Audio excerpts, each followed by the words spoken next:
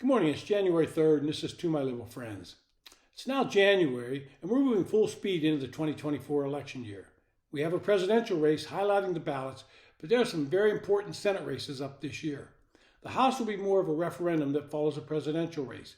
If Biden wins the White House, I would expect Democrats to regain control of the House, and if Trump wins, Republicans will expand their majority.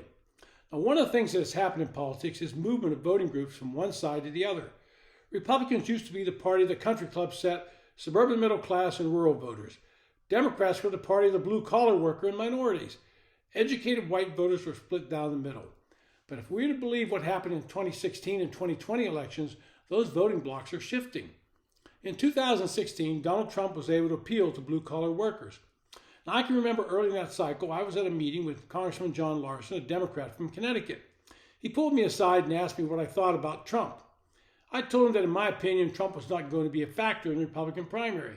He was just in it to lift his name ID for his TV show. He said he was not so sure because, quote, Augie and Boris at the diner liked him. Now, he was referring to the union workers in his district. He was hearing that Trump was connecting with these workers, and that was true.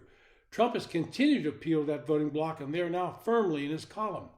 At the same time, suburban voters, mainly women, have gravitated to the Democratic side on the abortion issue. If Republicans could solve this issue with some form of compromise, they would benefit in large numbers. The movement of voting groups seems to be continuing this election year. Young voters and Hispanic voters, long staples of Democratic support, seem to be moving in the presidential race. A USA Today and Suffolk University showed Trump was ahead with 39% support among Hispanic voters, compared to Biden's 34%, signaling a slump since 2020 when Biden garnered 65% approval from Hispanic voters. The data also highlights a broader trend of decreasing support for Biden among various key voter groups, including young voters. The decline in support among Hispanics is seen as a canary in the coal mine for Democrats, signaling potential challenges in retaining a key part of their electoral coalition that built Biden's election victory in 2020. Trump now leads among young voters under 35 with 37% support over Biden's 33%, a stark drop from Biden's 24-point lead among the voting group in 2020. But then you have to factor in the possibility of a third or fourth candidate. The No Labels group is making noise about running someone if the race between Trump and Biden. And you already have Cornel West and Robert Kennedy in the race. With Biden losing support among these groups of voters, they seem to lean toward the third-party candidates instead of Trump, according to the poll, which was conducted 26-29 December among 1,000 likely voters.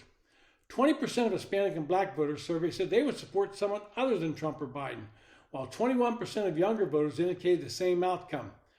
Now, if you look at those numbers closely, that does not bode well at all for Joe Biden. But the most important set of data in this poll, and demonstrated in other polls, is that Biden is losing support not only among Hispanic voters, but also among African American voters.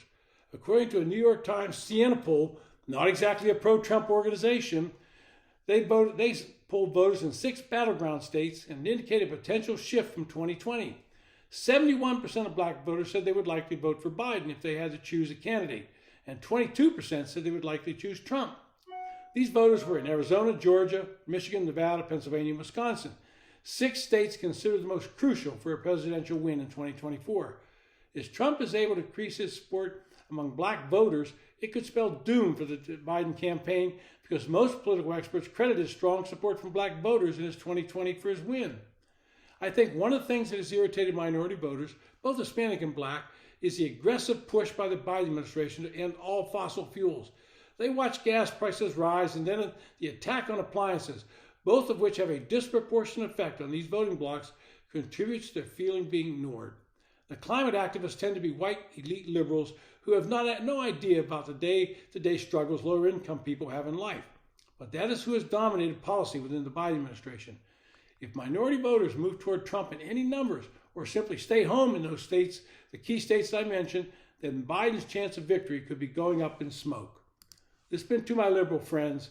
Thanks for listening.